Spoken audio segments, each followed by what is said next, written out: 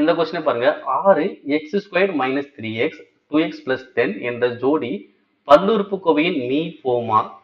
6x³ + 12x² - 90x எனில் me போவா காண்க. ஓகேவா? அப்ப இரண்டு எண்கள் கொடுத்துட்டு எல்சிஎம் கொடுத்துட்டு கச்சிசிஎஃப் கேட்கிறாங்க. அப்ப எனக்கு ஃபார்மட் என்னது? இரண்டு எண்களின் பெருக்கல் பலன் எல்சிஎம் கச்சிசிஎஃப் பெருக்கல் பலனுக்கு சமம். இது எனக்கு ஃபார்மட்.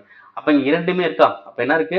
6x² - 3x 2x + 10. ஓகேவா? இது ரெண்டுமே பெருக்கணும். இங்க எல்சிஎம் இருக்கு 6x³ + 12x² - 90x. அப்ப எல்சிஎம் இன்டு கச்சிசிஎஃப். இப்ப என்ன பண்ணுவோம்?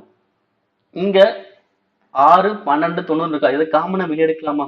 ஓகேங்களா? அதே மாதிரி இங்க இந்த ரெண்டையும் என்ன பண்ணலாம்? உள்ள பெருக்கலாம். ஓகே, இப்ப 6 அப்படியே வச்சுக்கலாம். இதை உள்ள பெருக்கலாம். x² 2x. அப்ப என்ன வரும்? 2x³. அடுத்து x² இங்க 10 பெருக்கலாம் பிளஸ் 10x².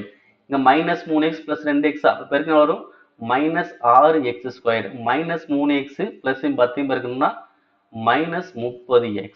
ஓகேங்களா? அதே மாதிரி இங்க 6 வெளியே எடுக்கலாம். இங்க 6 வெளியே எடுத்து ரிமைனிங் என்ன இருக்கும்? x³ plus 2x -15x into கச்சிசிஎஃப். Okay, இப்போ என்ன பண்ணலாம்?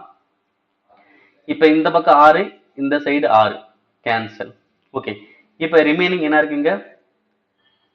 2x³ இங்க 10x² -6 அப்ப பிளஸ் 4x² -30x சமம் x³ plus 2x -15x into கச்சிசிஎஃப் அப்படின்னு வந்திருக்கும். ஓகே, இப்போ என்ன பண்ண போனா இதுல காமனா வெளியெடுங்க. எதை எடுக்கலாம்? 2 வெளியெடுக்கலாம். ரிமைனிங் என்ன இருக்கும்?